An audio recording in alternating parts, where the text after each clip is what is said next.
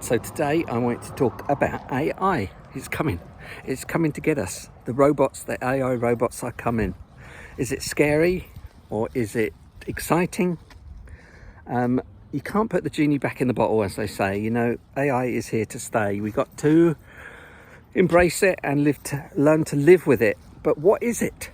What is it going to do? Is it going to turn into robots and it's going to come and take over, like something from a Doctor Who or Star Wars? You know, I don't think it's quite like that. There's AI everywhere. AI is in everything. It's just a computer program. I say just a computer program. It's a different kind of computer program. I mean, if you talk to what they call a large language model, it can talk like you're talking to a person. And sometimes you think, is this a person? Sometimes I speak to people on the phone and I say, are you a real person? And they say, yes, I'm a real person. And I'm thinking, I don't know if I believe you're a real person. I think you're AI. So there's confusion there. And then you watch TV shows, TV ads,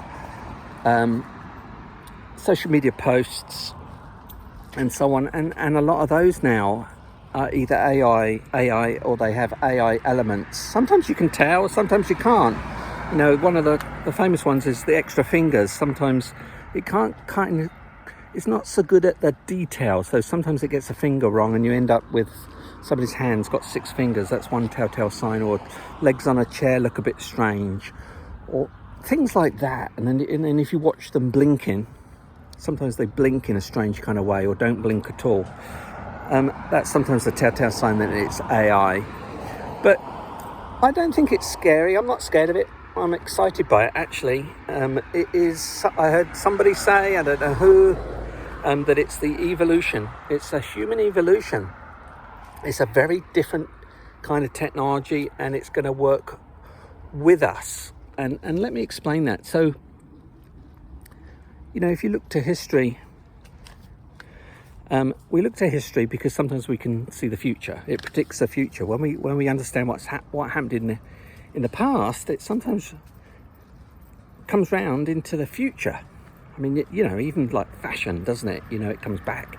But anyway, one thing that came to my mind was nursery rhymes. We don't tend to say nursery rhymes quite so much these days. Well, at least I don't think we do, as we did when I was growing up as a child. You know, nursery rhymes was the thing. And a lot of these nursery rhymes actually come from history. They actually tell a story of history, like Ring a Ring of Roses was something to do with the bubonic plague. So it actually is a way, or it's actually part of history. So one that comes to mind that I think is appropriate with this is Rub-a-dub-dub, 3 men in a tub, who do you think they'd be? A tinker, tailor, candlestick maker. And unfortunately I can't remember the rest. But the one there really standing out is the candlestick maker. You know, a candlestick maker back in the day, you know, and we're going back, you know, several hundred years before electricity came along.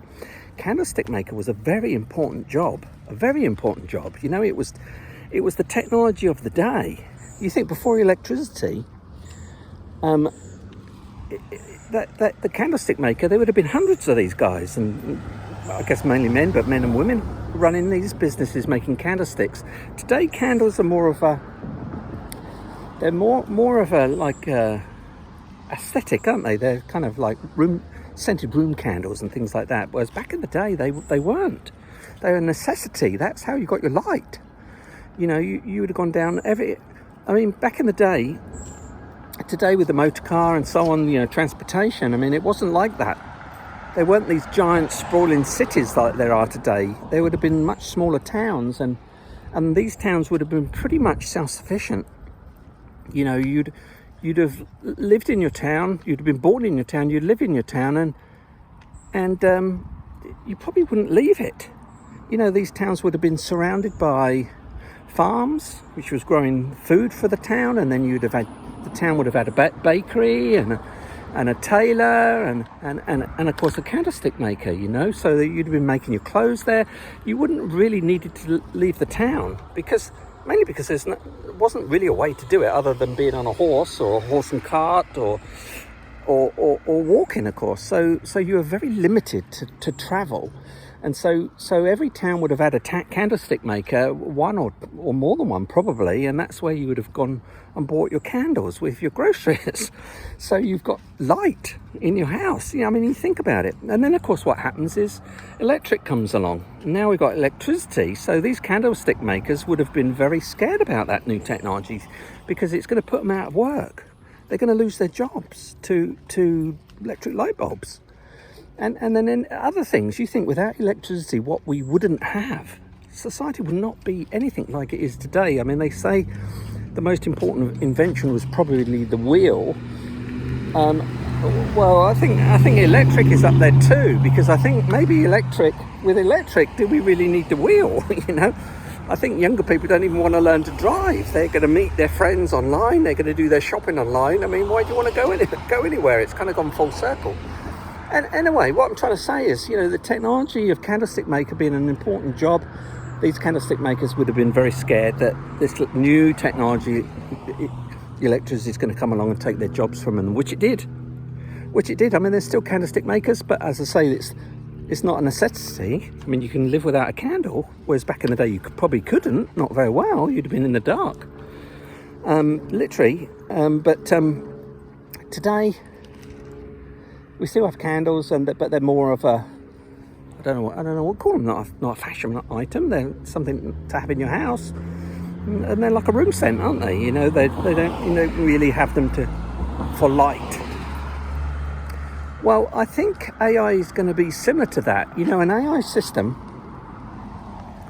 is going to take jobs. I mean, again, you look at all the jobs involved with electricity. I mean, I'm not suggesting that AI is going to be as big a thing as electricity was, but we've gone from losing the jobs of the candlestick maker, which would have been a very important job, to having a massive industry of in and around the electric. Apart from the generation of electric, making electricity at the power stations and so on, but also all the things that came along because of it. Obviously electric light was one of them, and but the others, TVs, and I mean the cell phone I'm talking to you on is electric, and obviously televisions, cars of course, and trains, and it's a massive thing, isn't it, electric? I'm not suggesting that AI is similar to electric. I don't think it's quite as big as invention as that, but it is going to take jobs. So, for example, this is something I imagined. I mean, what I tell you... Come on. Sorry, I'm going in circles because I'm going to take my dog for a walk. Like, for example, I think it may take away the knowledge-based jobs. You imagine... And I'm sorry, I'm just thinking out loud. I mean, you imagine going to the doctors with an ailment. I mean, what do? You sit there and you explain, I've got this pain here, or this happens, and, whatever, and the doctor uses his or her knowledge, or maybe searches a database of some kind to find out, well, it might be this or it might be that. We'll do some tests, and so once they find out, oh yes, well, this is what the problem is. Let's say it involves a hospital stay. You go in the hospital, and so the doctor is going to formulate, well, first of all, it's going to diagnose what the problem is. It's going to formulate some kind of care plan and treatment, and then it's going to be handed over to the nurses who are going to undertake the work. They're going to administer the treatment. They're going to administer any medicines, and they're going to take care of you. So there, in that scenario, you can see how the AI could do the diagnosis. You could talk to a system if you was talking to a system and it sounded like you're talking to a person, because they can talk perfectly in terms of, language ability, and the advantage is the doctor is limited to their knowledge and expertise and the ability for them to be able to find information either from inside their mind, what they've remembered, or from systems, whereas AI can do literally billions of calculations a second.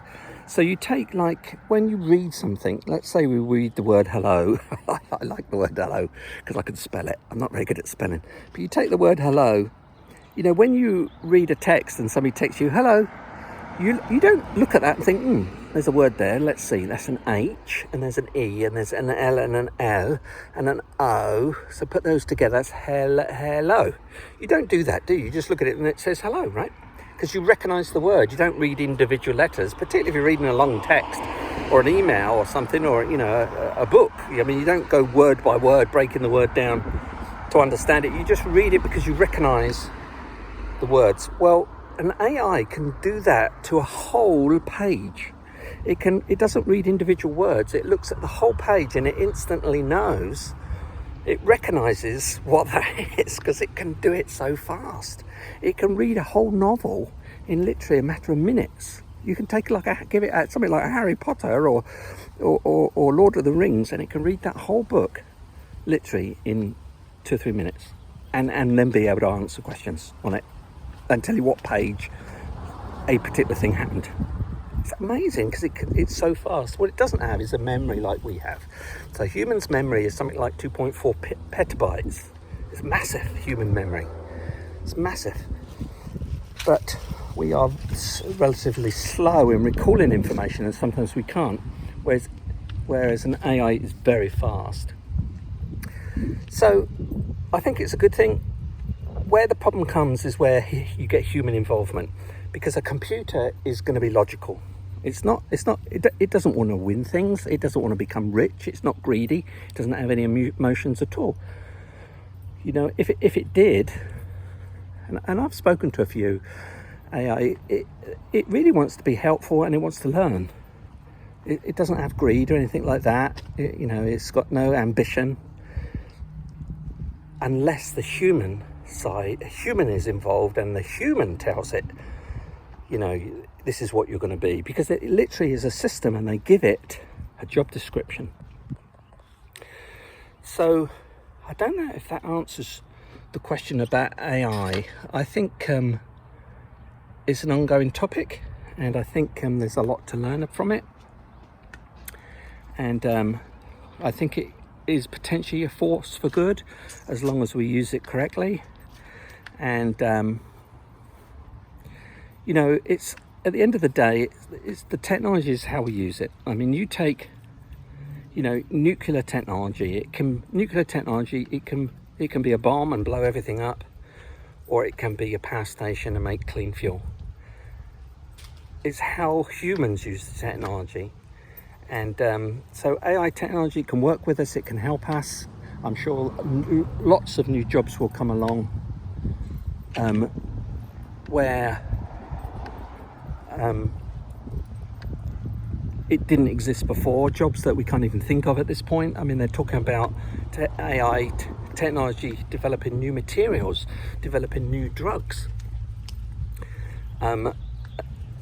because it's so fast and it can do so much in a very short time. I don't know if that answers your question about AI. I'm excited about it, as long as humans don't start messing with it and telling it to do things that it maybe wouldn't otherwise do. As long as it's used in the right way, again, like other technologies. I hope that answers your question. Hope you enjoyed the video. Thank you. Bye-bye.